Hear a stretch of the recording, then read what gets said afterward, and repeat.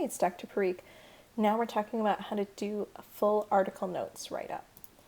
We talked about how do you paraphrase, how do you create a citation in the, I'm still not sure what I'm calling it, sorry, the paraphrase writing sample video. Here for the article notes, I want you to put the full reference in. And let me see. Yep, I have a sample article notes. So you can work from either one. If you are more comfortable working right from the sample and replacing things as you go, that's fine. But I want you to put the full reference like you'll see it in your reference list. And then keywords. Most articles will have keywords written right under the abstract, but you can copy those if you want, or this could be your way of sort of, think of keywords as hashtags. Or what you would file it under if you were creating a paper filing system. So just what would be helpful for you in thinking about what this article was about? What were the main ideas in this article? Because each of your articles is likely to take a slightly different approach to things. I want you to write 4 paraphrases total. Sorry, I'm going to stumble a little because I just updated my how I have you do the notes. So I'm not 100% familiar with it yet. And then I have a few comments for each one that just highlights different pieces.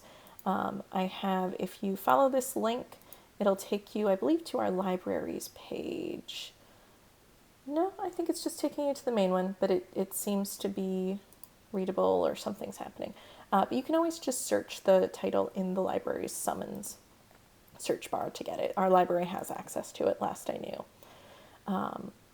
So I give you some notes about where different things come from. So if you want to get a sense of how I'm paraphrasing, you can find the original and compare it.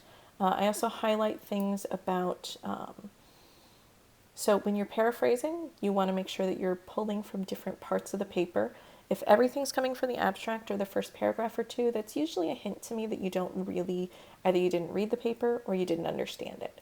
So if you find yourself just paraphrasing the abstract, that's a good sign that maybe you need to either set aside a lot more time or go to the Writing Center for help. And I want you to practice doing both citations, both the first citation and everything after that.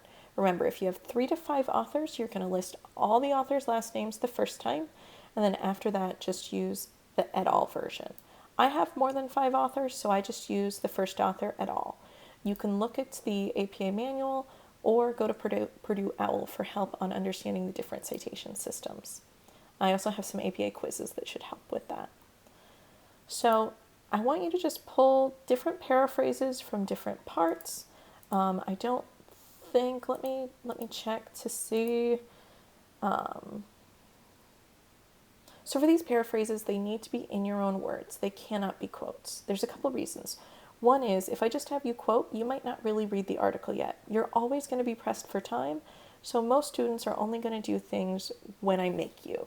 And that's not saying you're lazy or you're a bad person or you have bad judgment. It's saying, realistically, you're busy. You've got a lot of stuff going on, and you're not going to do stuff until you need to, for the most part. So I make you need to do it early. So you have to read it, you have to understand it, you have to put it in your own words. Very little, when you read your articles, there are very few quotes in them. And I want you to follow the same type of writing style. Your writing quality and your tone, your vocabulary, I don't expect those to be at the same level yet. But I do expect you to have the same basic approach, which means most of it is you summarizing main points of other people's work. Also, it's really easy to get mixed up. I have someone who, I once had someone who plagiarized in a final paper because she had done direct copies in her notes without using quotation marks. And I had warned her I was unhappy when she did it in her notes, and I said, look, I'm going to watch you like a hawk, and if anything else comes up with plagiarism for the course, it's going to get reported. And I reported it, even though I thought she probably did make a genuine mistake. For one, it's really hard for me to know that for sure, and we know that people, there's research suggesting people are really bad at knowing when others are lying to them, so I tend to just follow through on my policies to keep me from having to decide who's lying and who's telling the truth. But either way, it was academic neglect. correct. So even if she didn't mean to plagiarize, she did it because she wasn't following proper safety procedures with writing. I know that seems silly and may seem over the top, but it's part of what I expect. I expect you to make a very reasonable effort to avoid plagiarism. So it's to help you avoid plagiarism later on, to make sure you've read and understood the articles now, and you're going to have to do this work sooner or later anyway. You might as well do it now. So at least 4 paraphrases. You want to have at least 1 or 2 that come from the results or the conclusion of the paper, but it's fine to pull from any part of the paper. In the real world, you're mostly focusing on the results of an empirical article when you're paraphrasing and citing, but for this paper, I'm letting you pull from anywhere. So even if they've cited someone else, as long as you're not copying a quote, you're good to go. Just cite this article. In the real world, you would also have 30 to 50 articles that you're citing. Participants, just give a quick description of who's in the, where they got the data from. Include at least age, gender, race, and age, gender, race at a minimum, and how many people. But whatever else you think is relevant. I'm not super fussy about, don't just wholesale copy a paragraph here, but don't worry too much about plagiarism in this one spot because you're probably not going to put it in your final paper. This is really just for your reference. Sorry if you can hear my toddler crying in the background. It will inspire me to be quick. Main variables, just what were the main things they were looking at and measuring in the study. Research question, what was the point? What were they trying to answer? You may find a hypothesis rather than an open-ended question. And then in the research question, think about what's the independent variable and the dependent variable. I have a lot of text here trying to explain to you what those are, but basically, if you can frame the research question as, does blank predict or affect outcomes in blank?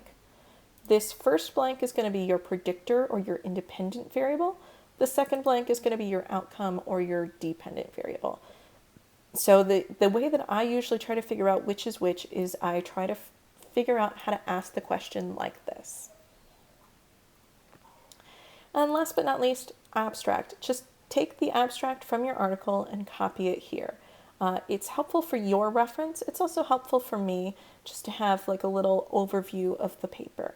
So this, you do not need to have it in your words, but you're also not going to copy it into your paper later. And it's clearly labeled as being the abstract. So that's how you do the article notes. They're broken up so that you do one.